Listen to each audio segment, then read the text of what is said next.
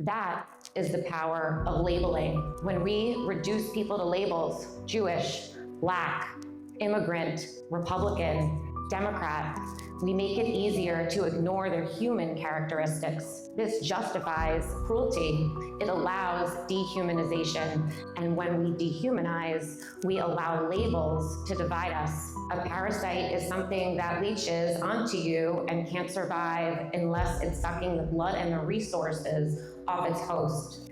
Parasite is also the word that Adolf Hitler used to refer to Jews. And by using that label, parasite, he convinced a lot of other people that Jews weren't humans, that Jews were parasites. In what I do for a living, I focus on uncovering the humanity behind public policy decisions, bridging the gap between government and people. Because as we know, it's much harder to hate a living, breathing person who's sitting next to you than it is to hate a Republican, a Democrat, or a Jew.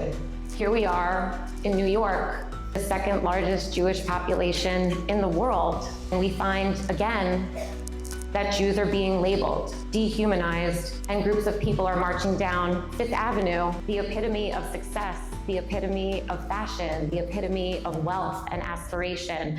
And they're marching down Fifth Avenue screaming, "Death to the Jews," because they don't see the humanity in the person sitting right next to you.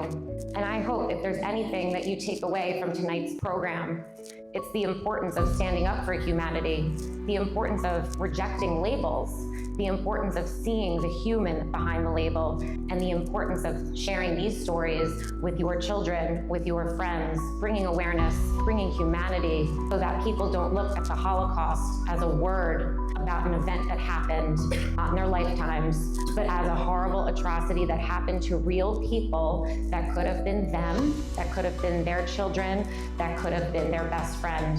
I implore everyone in this room not to stay quiet, to tell those stories, to look evil in its eye, and to be willing to share and showcase hard truths and hard facts through the lens of humanity, because this was something that affected individuals of all ages. And as we saw on October 7th, it's not as far behind us as we think.